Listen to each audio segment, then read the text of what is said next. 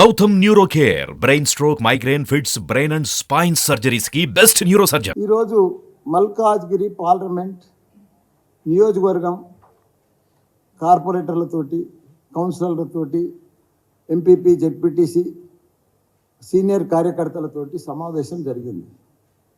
ఎంత బ్రహ్మాండంగా జరిగిందంటే మా వర్కింగ్ ప్రెసిడెంట్ ఉన్నాడు, మా హరీశాన్ ఉన్నాడు, మా పోచారం శ్రీనివాసరెడ్డి అని ఉన్నాడు. అసలు పబ్లిక్, మా కార్యకర్తలు, మా కార్పొరేటర్లు ఎంత ఉత్సాహంగా ఉన్నారంటే తెలంగాణలో 7 నియోజకవర్గాలు ఒక ఎంపీ పార్లమెంట్ ఏరియాలో ఉన్న సీట్లని గెలిచింది ఏకైక నియోజకవర్గం తెలంగాణలో ఏదైనా ఉందంటే అది మన మల్కాజ్గిరి. ప్రజలు ఎంత జోష్, ఎంత ఉత్సాహం, అన్ని రకాలు కూడా ఇలా ఆనందంగా ఉన్నారు. వాళ్ళు 3,55,000 మెజార్టీ, ప్రతి ఎమ్మెల్యే 50,000 తోటి గెలిచింది. అది మామూలు విజయం కాదు. ఇదంతా విజయం ఎవరి విజయము? దీని బ్యాక్గ్రౌండ్ ఎవరు? మన వర్కింగ్ ప్రెసిడెంట్, మన ఐటీ మినిస్టర్. ఇలా క్లియర్గా మా కార్యకర్తలంతా కూడా ఒక మూడ్ ఆఫ్ ఉన్నారు, కష్టపడ్డారు. ఫలితం వచ్చింది. మల్కాజ్గిరిలో అన్ని ఎమ్మెల్యే సీట్లు గెలిచినాము, కానీ గవర్నమెంట్ రాలేదు.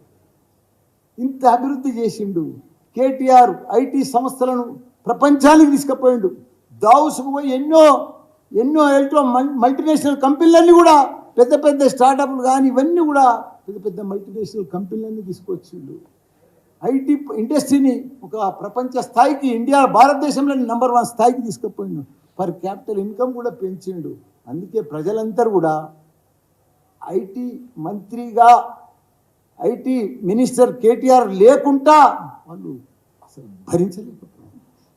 అదే మాదిరి సిటీ సైడ్ ఇట్లుంటే రూరల్ సైడ్ 12,769 గ్రామాలు మన కేసీఆర్ గారు. ఒక చెట్టును చూస్తే కేసీఆర్ కనిపిస్తాడు. అట్లా చెరువును చూస్తే 46,000 చెరువులు అన్నీ కూడా అభివృద్ధి చేసిండు. నీళ్ళను చూస్తే కేసీఆర్ కనిపిస్తాడు. ఆ లైట్ను చూస్తే కేసీఆర్ కనిపిస్తాడు. క్రీడా మైదానం చూస్తే కేసీఆర్ కనిపిస్తాడు. ప్రతి ఒక్క డంపింగ్ యార్డ్ కానీ, గ్రేవ్ యార్డ్ కానీ, ప్రతి ఒక్కరికి కూడా సాగునీరు కానీ, తాగునీరు కానీ కేసీఆర్ కనిపిస్తాడు కదా. అసలు కేసీఆర్ ప్రభుత్వం రాలేదా అని ఊర్లలో కూడా భరించలేకపోతుంది.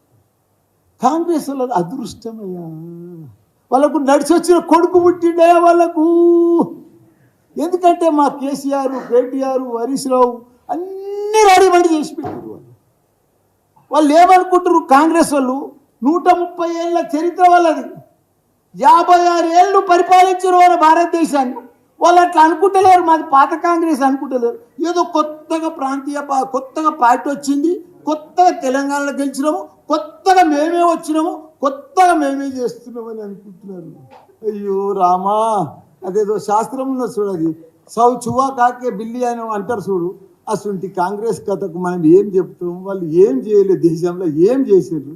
దేశంలో 28 రాష్ట్రాలల్లో కళ్ళల్లో ఒత్తులేసుకొని ఒక మోడల్ రాష్ట్రం చేసిందంటే కేసీఆర్. దేశంలోనే ఏదైనా అభివృద్ధి చేసిందంటే నంబర్ 1 రాష్ట్రం ఏదైనా ఉందంటే కేసీఆర్. ఇవన్నిటి పెట్టుకొని ఏదో యూట్యూబ్లల్లో, వాట్సాప్లలో 6 గ్యారంటీలు ఉన్నావా, ఏ గ్యారంటీలు ఉన్నావు అన్నావు, వచ్చినావు. ప్రభుత్వం, ప్రజలు నిన్ను కోరుకున్నారు, మేము కూడా స్వీకరిస్తున్నాం, మేము కూడా రిసీవ్ చేసుకున్నాం. రండి మీదేదో చెప్పురి. పొద్దుందాకా మినీ క్యాబినెట్ మీటింగ్లే, మినీ డిస్కషన్లే, రోజు చర్చలే, కానీ ప్రజలకు ఇచ్చింది ఏం లేదు. నువ్వు ఎందుకు ఇంత డిస్కషన్లు, ఎందుకు ఇట్లా అప్లికేషన్లు తీసుకోవాల్సి వచ్చింది ఒట్టిగా పేపర్ మీద? ఎందుకు 6 గ్యారంటీల మీద ఫామ్ నింపుతున్నావు? ఆల్రెడీ రేషన్ కార్డు లేదా ప్రజల దగ్గర? ఆల్రెడీ 2,000 పింఛన్లు పడతలేదా? వాళ్ళకే ఒట్టు 4,000. ఆల్రెడీ వైట్ కార్డు ఉన్న వాళ్ళకే ఒట్టు, గ్యాస్ సిలిండర్ 500కే. ఇవన్నీ ఎవడు ఆపుతున్నాడు? ఎవరైనా ఆపుతున్నామా? ఇంత పెద్ద నెత్తువాళ్ళు కొట్టుకునేది ఎందుకు డిస్కషన్? ఆల్రెడీ రైతు బంధు పడతానే ఉంది కదా, వాళ్ళకే ఒట్టేసే పైసలు. అన్ని గిక్కొని పోయారు, అన్ని ఊడ్చుకొని పోయారు. అంటే మీ ప్రభుత్వం వస్తుందని మేము ఊహించినాము. మేమే ఉంటామనుకున్నాము. ప్రగతి భవన్ కట్టాము, కొత్త సెక్రటరియట్ కట్టాము, యాదగిరిగుట్ట కట్టాము, కమాండ్ కంట్రోల్ ఆఫీస్ కట్టాము. తెలంగాణ రాష్ట్రాన్ని ఒక అద్భుతంగా చేసినాము. ఇవన్నీ చేస్తే అప్పులు కావా?